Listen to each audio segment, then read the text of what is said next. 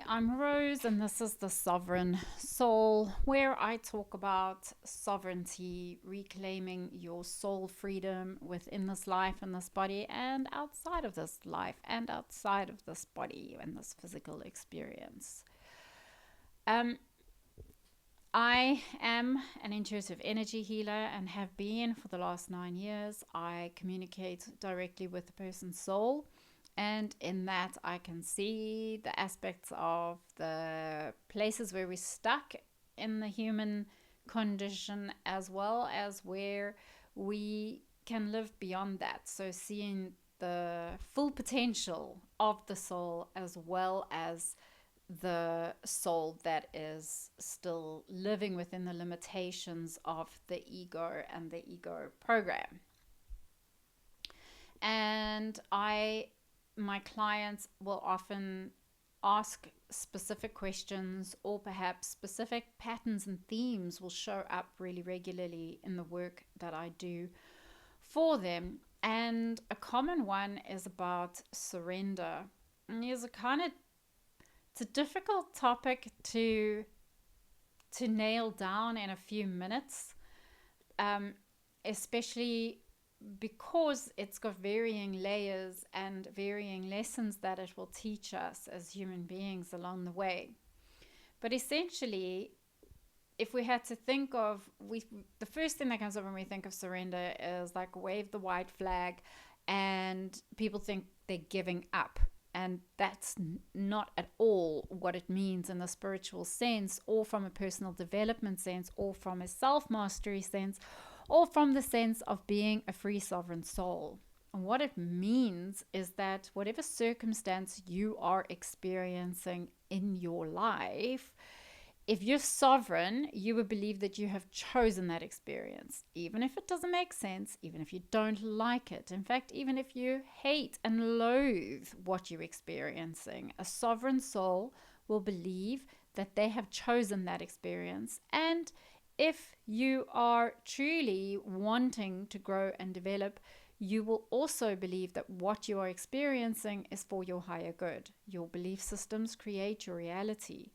And we get locked into belief systems and locked into patterns and locked into ways of being where we don't want to take responsibility, and we therefore resist. We live from a fear-based and actual control. We're trying to control things all the time. So when we get into a place of true surrender, we are going to accept something as it is. That doesn't mean we can't change it. We doesn't mean that we giving up on ourselves or on life or wanting to change it, but it means we're going to change the perspective we have around that. Is this thing going to make us suffer, or are we going to get some grasp and grip on this from a perspective of how that can help us, rather to help us grow, rather help us develop, or rather help us to push past limitations, as opposed to feel completely and entirely limited by this thing that is happening to us as opposed to happening for us. Because everything is perspective, and those belief systems and how we view something, what the story we tell ourselves about that thing in our head, is what creates our reality. So surrender is about accepting reality. We don't have to like it, but acceptance is a huge part of moving past something, of growing from something. The control we have as human beings within the ego is us thinking, well, I wouldn't have chosen this for myself. I didn't choose this. I don't like this. I wouldn't have chosen my family. I wouldn't have chosen my parents. I wouldn't have chosen that disaster. I wouldn't have chosen this disaster. Or I'm not choosing certain struggles that we might be having now. Maybe we got health stuff. Maybe we got money stuff. Maybe shitty relationship stuff. Whatever those things are, we don't want to believe that we have chosen that. It's easier to believe that life is just happening to us and that we have no say in that, and nothing that doesn't feel good is happening for our good, and everything that's not happening in the way that we think it should be happening is bad for us.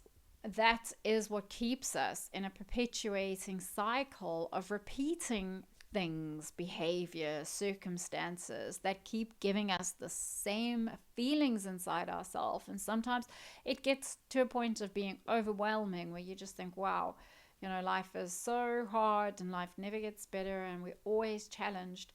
And that's because we are resisting just things that are happening in the way that they are happening in our life because we don't like it. It doesn't fit into the picture that we have.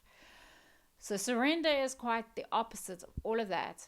It's going, okay, this isn't the picture of what I would like to be happening in my life right now, but it is what is happening. If I am a sovereign soul, then that would mean that I chose this experience of what is happening. And if I chose this experience, then there must be something in it for me that is beneficial to me right now. And I want to embody that, and I want to learn from that, and I want to move forward in my life based on that. So that if I come across the situation again, I may look at it differently. I may have a different perspective on the situation. So the action that you're actually taking, it's not non-action, it's not stopping, it's not going to sleep. But what it's saying is, how can I change my perspective? How can I change my view? And how can I go through this thing trusting that it is for my good, as opposed to always seeing things in the negative for yourself. Always seeing things in the negative is very much an ego-based, fear-based program, and it's all around control. We want to control our life. So we may pray or request or meditate or put out wanting for something, but then we don't flow with however that might come into fruition in our life. We then will keep judging it that it's not showing up the way we want, and we want to control all the little details in between. We want to control how we think it's going to feel, how we think, how it's meant to look, if we're being supported. All of these little details we want to fill those things in, when in reality that's not life. That's not how life works. It's quite often people formulate these ideas on an ideology and a perfectionism, and then are constantly disappointed and then keep perpetuating the same situation in their life because of the responses inside of themselves. You could even have literal amazing things happen to you and still be waiting for the bad things around it, and almost expecting it, as opposed to being able to just, like I say, flow with things that are good and bad and not have a judgment towards it, just an acceptance, like this is the way it is today and we're going to flow with that. Like sometimes our moods are inconsistent, just like the weather, and that doesn't make one mood good and one mood bad. The way we respond to that mood and the way we live out ourselves in that mood, how we show up in that mood, that should be our choice, and we should take responsibility for that. And that's the action that we should be working on in ourselves when life is handing you great big lemons, because lemons happen. They happen to everyone all the time. I remember when I became an adult, and I don't know, when I was a teenager, I believed that if I became an adult, all of a sudden, all my worries and all my stresses were just going to be gone. Almost like I had all of a sudden have a magical mind and maturity that would just be able to make everything all right. And it was quite the opposite. That was certainly not it. And I don't know, let's say like a good 10, 15 years into being an adult, I realized, holy fuck, this has been an adult. Life is just going to keep being challenging. And I couldn't see my part in it at that point. I just thought that that's how I had to live life. I was still very, very, very, very, very fast asleep.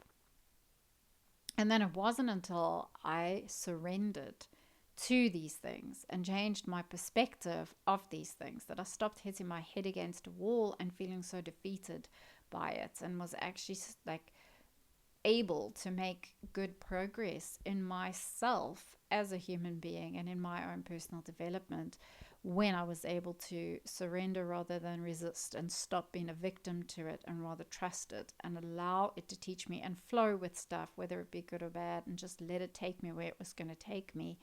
And then I started getting really great results, and definitely started getting far more autonomy over my life and the choices. It felt less at the destiny of something else and far more in my own hands, which felt more capable as I progressed.